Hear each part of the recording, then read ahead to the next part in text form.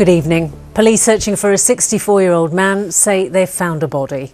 William Tomlinson has been missing since last week. He was last seen near his home in St Stephen's Road in Leicester on Wednesday morning. A 23-year-old woman and a 34-year-old man have been arrested on suspicion of murder. Formal identification of the body has not yet taken place.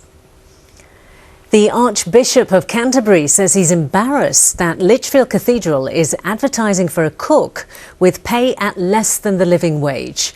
Church of England leaders don't think the minimum wage, which is £6.50 an hour, is enough to live on.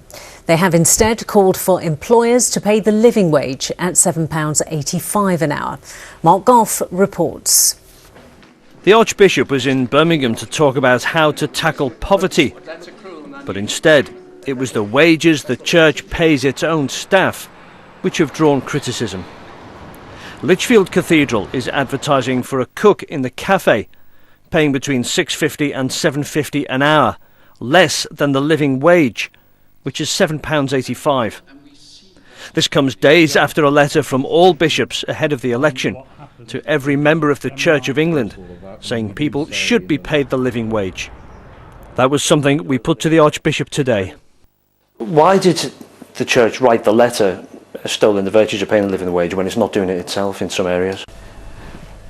Because we want people to move towards paying a living wage. The church, in terms of its structure, just to get that out of the way, every cathedral is a separate charity, every diocese is a separate charity, every parish is a separate charity. We can't order them to do things any more than we could order Oxfam to do something. What we actually have to do is set a pattern and a culture.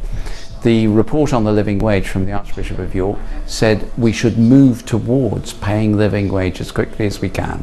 And certainly in my own diocese, Canterbury Cathedral, which was the other one mentioned, Lichfield Cathedral and Lichfield Diocese are doing that. And they're straining every sinew to get to pay the living wage. But you're talking of increasing costs by hundreds of thousands of pounds. They're a charity, they have to raise the money. You can't just magic money into existence overnight. I'd like to be there. We're getting there as fast as we can. They'll get there by 2017, he says. The Diocese of Lichfield, which is a charity managing some 400 parishes and 500 churches, says all of its staff are paid the living wage or more. The Cathedral, which is a separate charity, says it doesn't pay all of its staff the living wage. The Dean of the Cathedral, the Very Reverend Adrian Dorber, said, "We believe in the living wage. Cathedral administrative staff already receive the living wage, and I recognise a next step is to make sustainable progress in catering." But this advert has led to claims that the church isn't practising what it preaches. We're moving towards paying the living wage, which is what we preached. And tackling poverty is something the church wants everyone to address, not just the faithful of any faith. Mark Goff, ITV News, Birmingham. Campaigners and MPs met the Health Secretary Jeremy Hunt to discuss the future of A&E at the Alexandra Hospital in Redditch. The MP for Redditch, Karen Lumley, said they were guaranteed services at the hospital would be protected. Earlier this month, 4 consultants resigned, with another from Worcestershire Royal Hospital.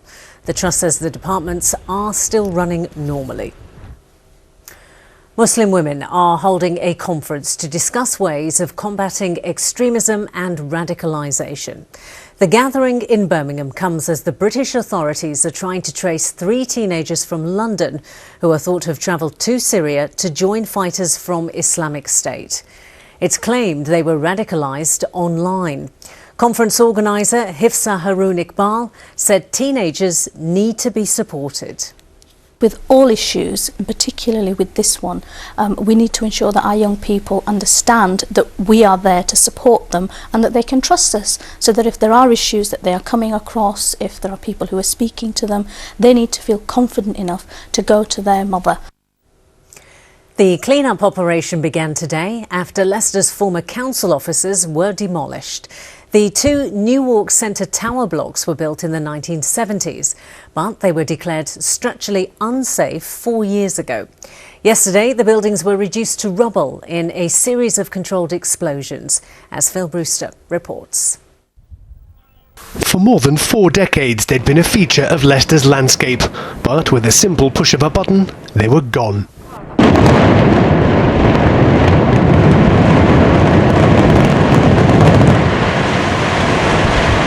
thousands of tons of concrete sent crashing to the floor as the former city council offices were reduced to rubble in a matter of seconds.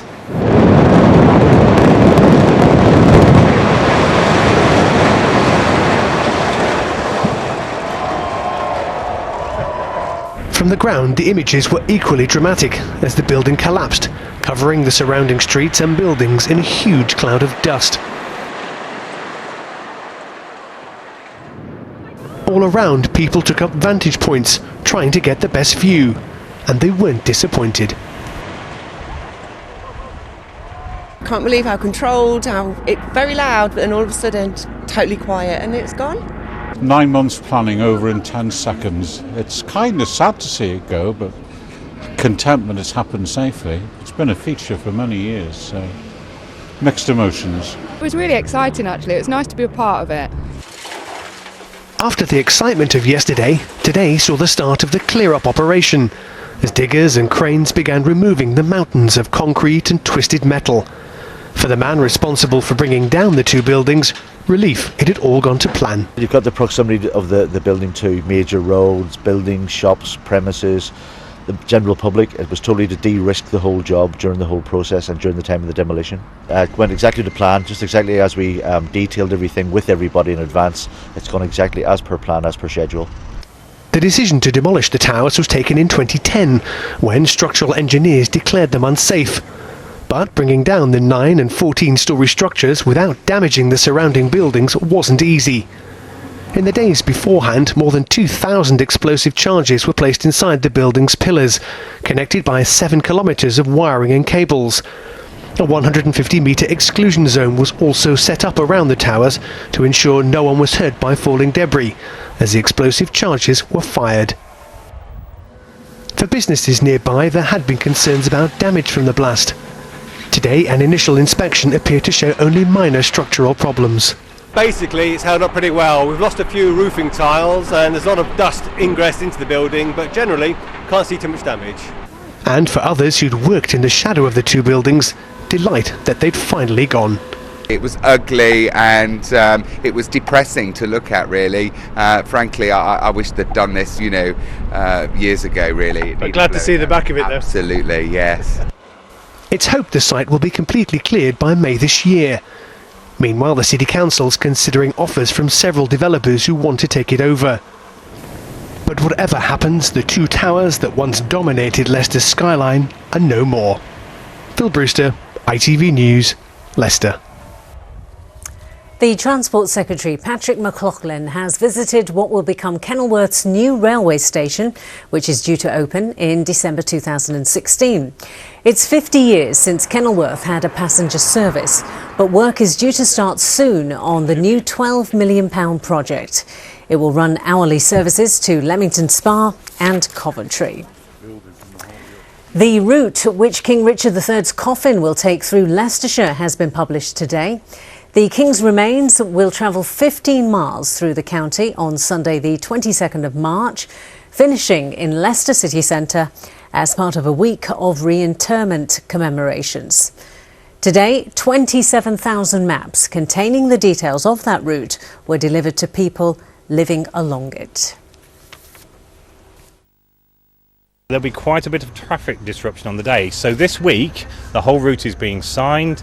Every resident and business on the route, of which there are about 20,000, will be receiving one of these leaflets giving details of the traffic closures, the parking restrictions, in order to mitigate probable disruption on the day of this worldwide event. I'm hoping our planning has been so good, like the Olympic torch relay, it will run very smoothly, people will be able to get to the events on time, and the traffic will be held to only half-hour disruptions.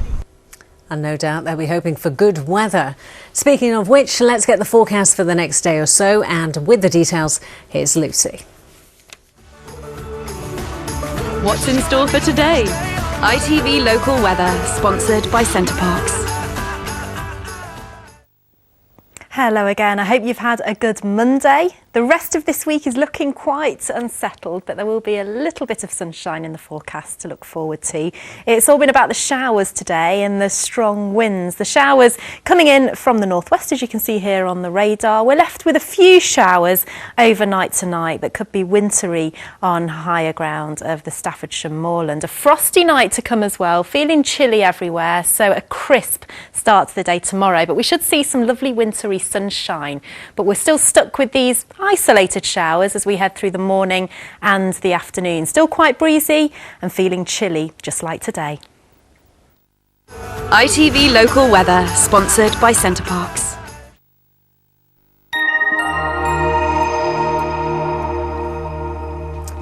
As always, there are further updates and more details on our stories online, itv.com/central. For now, though, from the Late Team, good night.